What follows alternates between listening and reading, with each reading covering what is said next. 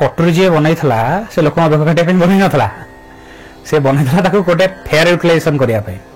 प्रत्येक जिनस जोटा कि आम मिस यूटिलाइज करुचे से जिनसर दोष नुह दोष हूँ जी व्यवहार करुच्ची से कौ वे व्यवहार करुच्ची हाँ हाँ हाँ भलपाई कराइला भलपाई कराइला किंतु माने सेतुरु कराइला सेतुरु जो शक्ति बाहर जदि से शक्ति आम फेयरली यूटिलाइजेशन करिपरिबा मानव समाजर शक्ति समस्या से दूरीभूत कर 3 ट्रक कोईला जी एनर्जी गेन कर एडिटे piece of uranium clean energy माने कोईला तो पुनी कार्बन डाइऑक्साइड पोल्यूशन दबो न्यूक्लियर फिजन रिएक्शन रे हम गोटे क्लीन एनर्जी पाई परिबा किंतु या माने बहुत अधिक सावधानता दरकार कारण जे टिके परसपट हो गला कथा सेठी शेष हला कि सेति जे बनैथला ताकू सेटा से गोटे ग्रेटर वे पे बनिया है ग्रेटर थिंकिंग पे बनिया है किंतु तार मिसयूटिलाइजेशन भी होउछि प्रथम जिनस छुआ जदि मोबाइल पे एडिक्टेड से छुआर दोष नुह दोष हूँ आमर बापा माँ हिसाब से है कि आम आमर निजर स्वार्थ साधन करने कौन स्वार्थ छुआ को समय न दे से समयटा आम अलग बाटर दे छुआ को मोबाइल सहित व्यस्त करदे छुआ आमर सांग खोजिला ना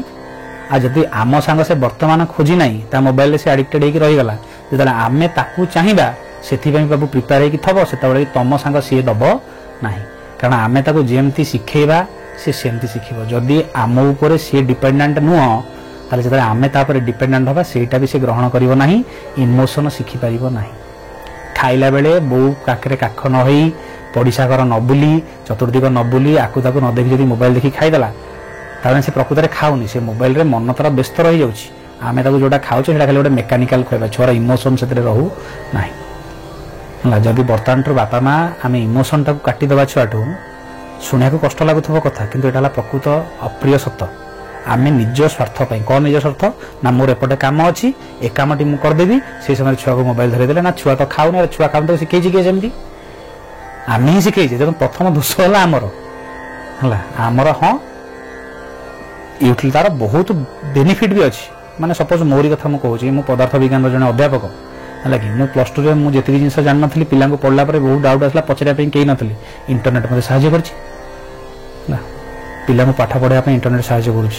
करम माने समाज सहित कनेक्टेड होगा इंटरनेट साहय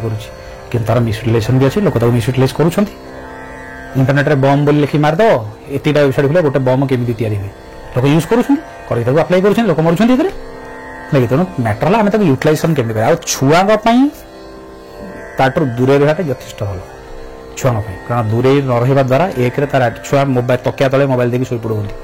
बड़ प्रोब्लेम यहाँ कारण से जो इलेक्ट्रोमैग्नेटिक रेडिएशन बाहर से रेडिएशन ब्रेन को अफेक्ट करे सांगे सांगे जना पड़ो ना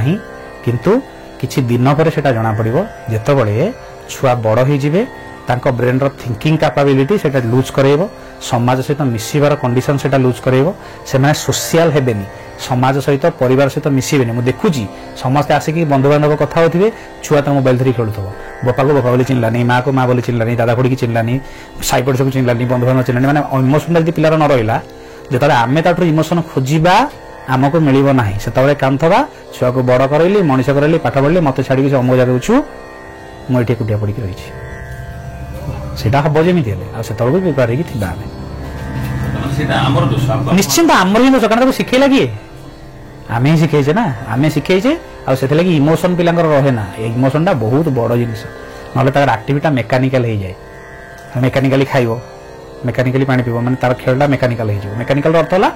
बिना इमोशन रही गोटे जिनसर इमोशन रही किए गोटे तो मागुची दुखरे अच्छी माने तार कष्टा बुझा ना मो बो मो करुच्ची तार बो प्रति इमोशन बुझा बो कोल पशिया बो गलटे करवा से जो इमोशनटा से इमोशनटा रही बहुत बड़ जिन मनीष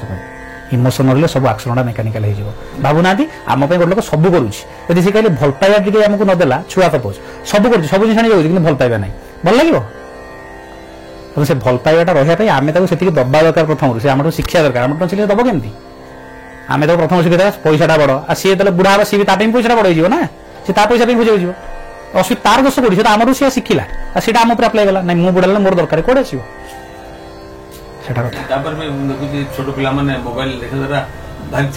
हाँ चिड़चिड़ा कहीं चिड़चिड़ा होती गोटे कंडीशन है कौन मनटा सब गोटे आड़ रहा गोटे भर्चुआल वर्ल्ड रहा रियल वर्ल्ड को आसलानी भर्चुआल वर्ल्ड रे ଆପଣ ଫିଲ୍ମ ଦେଖୁଛନ୍ତି ସେତେବେଳେ ହିରୋ ଖୁସି ହେଲେ ଆପଣ ଖୁସି ହେଲେ, ହିରୋ ଦୁଃଖୀ ହେଲେ ଆପଣ ଦୁଃଖୀ ହେଲେ, ମାନେ ତାଙ୍କର ଯୋଉ ଜିନିଷ ସେ ମୋବାଇଲରେ ଦେଖୁଛନ୍ତି ତାଙ୍କ ମନଟା ସେଇ ସହିତ ଆଡିକ୍ଟେଡ ହେଇକି ରହୁଛି। ତେଣୁ ପ୍ରାକ୍ଟିକାଲ ଦୁନିଆରେ ଯାହା ଯାହା ଘଟୁଛି ତା ସହିତ ସେ ଆକ୍ୱେଣ୍ଟେଡ ହେଲେନି, ତାର ସୁବିଧା କଣ ଅସୁବିଧା କଣ, ଅସୁବିଧା କେମିତି ଟ୍ୟାକେଲ କରିବା ତା ସହିତ ସେମାନେ ଆଡଜଷ୍ଟ ହେଲେନି ନା। ତେଣୁ ସେମାନେ ଦେଖିଲେ ଯଦି କିଛି ଗୋଟେ ପ୍ରୋବ୍ଲେମ ଆସିଲା ତାଙ୍କ ବ୍ରେନ ସେଟଅପ୍ ନେଇନି ସେ ପ୍ରକାର ଜିନିଷ ସହିତ କେମିତି ଆଡଜଷ୍ଟମେଣ୍ଟ କରିବ, ସେଥିପାଇଁ ସେ ଚିଡଚିଡା ହେଲେ। କାହିଁକି ନା ସେ ତାର ସଲ୍ୟୁସନ ଜାଣିନାହାନ୍ତି କଣ କରିବ। ଗୋଟେ ପିଲା ଚିଡଚିଡା କେତେବେଳେ ହୁଏ, ସେ ଜାଣୁଛି ପ୍ରୋବ୍ଲେମଟା ହଉଛି କିନ୍ତୁ ସଲ୍ଭ କରିବ କେମିତି ସେ ଜାଣିନାହିଁ। ଗୋଟେ ଛୋଟ ଛୁଆ ଭୋକ ଲାଗିଲା କାନ୍ଦିଲା, କାହିଁକି ନା ଭୋକ ଲାଗିଲେ ସେ ଜଣେଇ ପାରିଲାନି ଯେ ମତେ ଭୋକ ଲାଗୁଛି, ତାକୁ ପ୍ରୋବ୍ଲେମ ହଉଛି, ସେ ଜଣେଇ ପାରିଲାନି। ଯିଏ ଭୋକ ଲାଗିଲା କହିବ ସେ କାନ୍ଦିବ କାହିଁକି?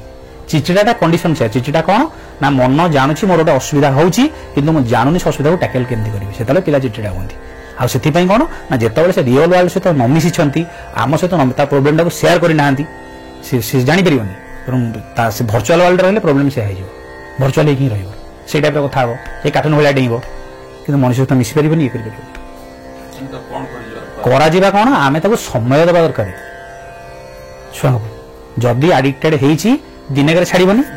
ଦିନକୁ 2 ଘଣ୍ଟା ଦେଖୁଛି, ଆଜି 15 ମିନିଟ୍ କମାଅ, କାଲି 15 ମିନିଟ୍ କମାଅ, ଏକାଥରେ ସବୁ କମେଇବନି, ପାଗଳା ହେଇଯିବ, ଧୀରେ ଧୀରେ କମେଇବ। ଆଜି 10 ମିନିଟ୍, ଆଜି 15 ମିନିଟ୍, କାଲି 15 ମିନିଟ୍, ଏମିତି 15 ମିନିଟ୍ କମେଇଲେ ସେଇଟା ଚଳିବ। 15 ମିନିଟ୍ ଛାଡି ଦିଅନ୍ତୁ, 10 ମିନିଟ୍ ଲେଖା କମାନ୍ତୁ ଦିନକୁ,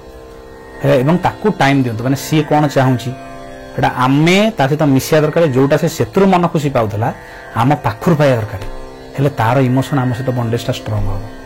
ହଁ ଆମକୁ ଆମେ ଚାକିରି କରିଛେ ଇଏ କରିଛେ ଠିକ ଅଛି, ଛୁଆ ବି ତ ଗୋଟେ ଦାୟିତ୍ୱ ନା ନାହିଁ। ଯଦି ଆମେ ଏଠି ପଇସା ଖୋଜିକି ତାକୁ ଛାଡ଼ିଦେବା ହେଲେ ସିଏ ପଇସା ଖୋଜିକି ଆମକୁ ଛାଡ଼ିଦେବ। ବି ପ୍ରିପେୟାର ଫର ଦ୍ୟାଟ୍।